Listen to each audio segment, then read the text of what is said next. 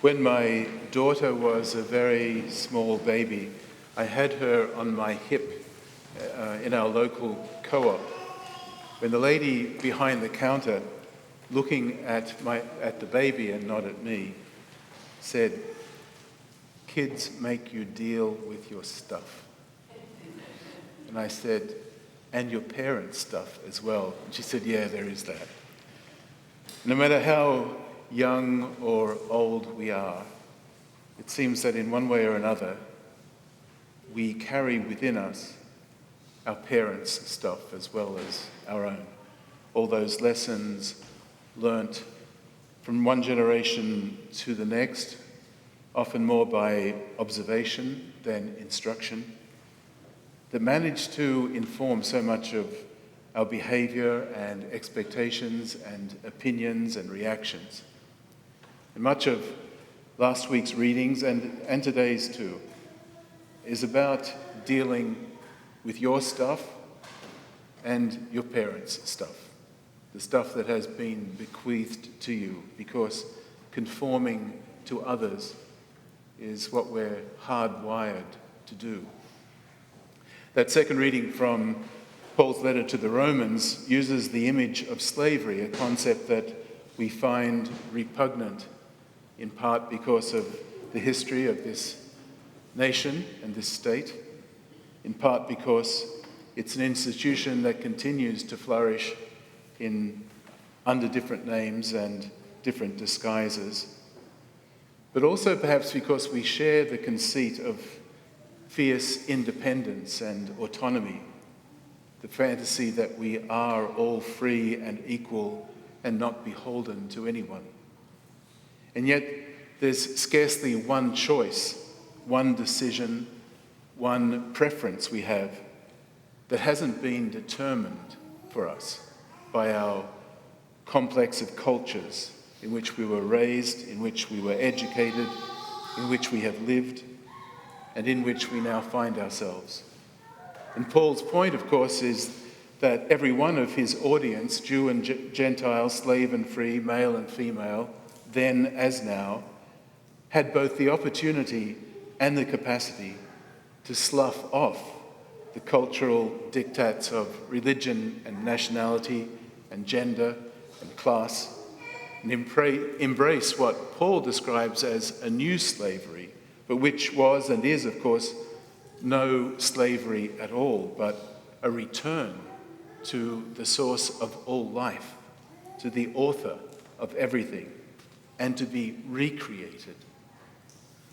All of which, I think, invites us to consider with the gospel what we have inherited, what we have absorbed, what has been gifted, and what has been inflicted on us by family, by local culture, nationality, ethnicity, and this at a time, of course, of unprecedented movement of people across the nation and around the world.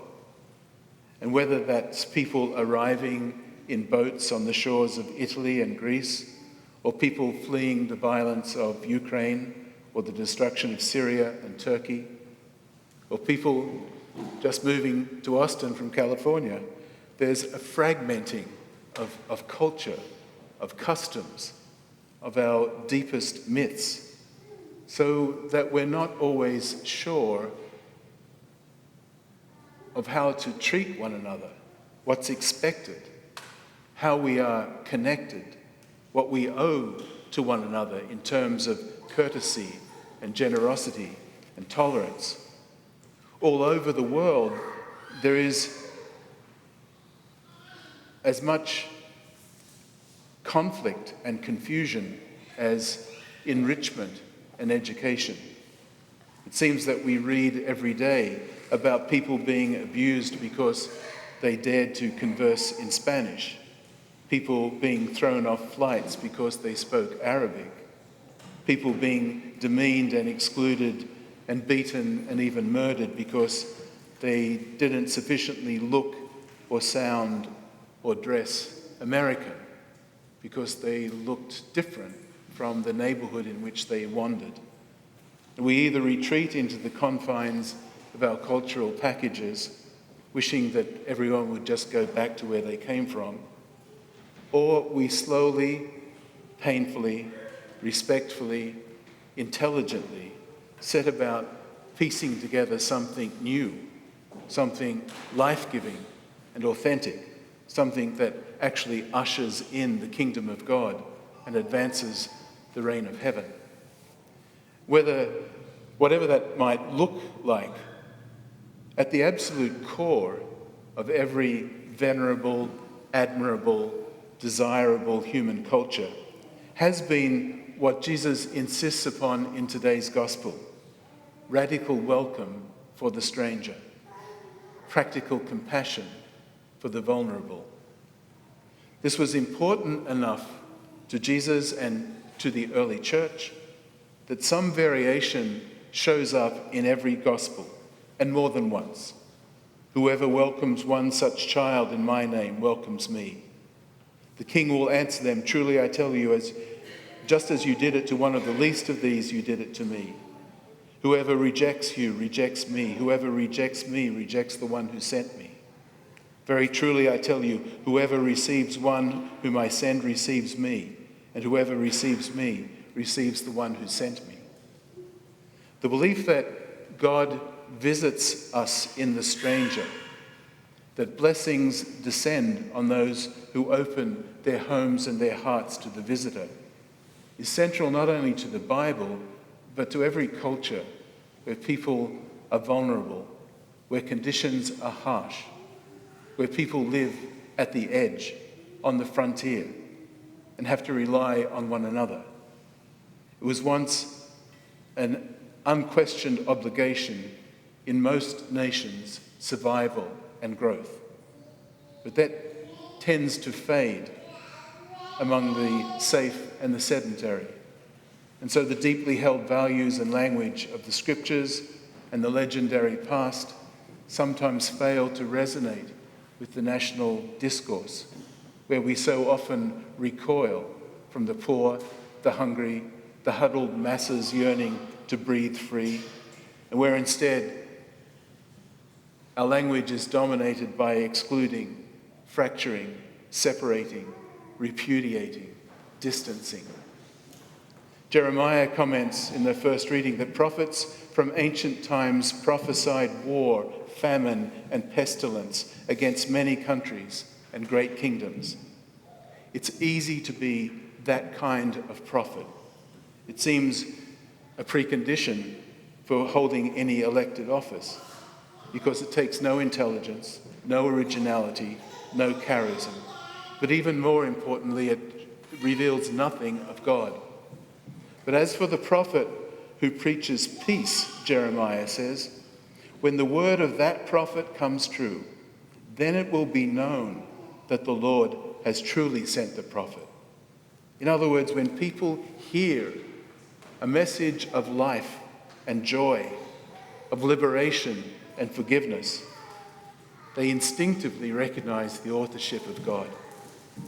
I was struck by a letter I read last night that Pope Francis wrote this week, which reads in part, "We need a way of thinking which can convincingly present a God who loves, who forgives, who saves, who liberates, who promotes people and calls them to fraternal service. This happens if the message concentrates on the essentials, on what is most beautiful, most grand, most appealing, which is at the same time most necessary." In every age, in every circumstance, this is the prophetic presence. This is witnessing to the mind and heart of God. Not making predictions of future disaster, not harking back to some lost golden age, but always about being thoroughly present. Present to God, present to the promptings of God's Spirit, and because of that, present to the immediate needs of God's children. It seems to me that the first question that the authentic prophet asks isn't who's responsible for this mess, who is to blame, who needs to be punished and corrected, but simply, how do I make this better? How can I resolve and heal? How can I encourage and affirm? The prophet channels, as it were, the presence of God, the perspective of God. And Jeremiah knows that you and I are smart enough to recognize what God would really do when we see it, what God would really say when we hear it. This is the type of prophet that you and I were anointed to be at our baptisms, not to be the reliable source of gloom and negativity, but to give voice and flesh over and over again to God's dream for humanity. This nation has observed Independence Day in many moods and in the midst of many, many crises, far worse than anything we currently experience. And yet every national day in every nation invites us to reflect on identity, fidelity, authenticity, mission, character. And as men and women of faith, we do that through the prism of the gospel, with the knowledge that God has visited humanity in Jesus and brought something new and remarkable to humankind, demonstrated in a way to live, a way to relate, a way to witness, to love and forgiveness and justice. And we do that knowing that we live in God's grace, that we are immersed in it, that it flows through us. It is always joy, it is creativity, it is generosity and thoughtfulness, peace and forgiveness. It is written into us to flow through us. We may understand civic responsibility differently. That's part and parcel of freedom and diversity. But the truth that God chooses to speak to us during this week of national observance is simple. In welcoming others, we welcome God. Whoever welcomes you welcomes me, and whoever welcomes me welcomes the one who sent me. There's not much wiggle room in that. As the author of the Epistle to the Hebrews reminds us, when we welcome strangers, we may be entertaining angels unaware. So may it be.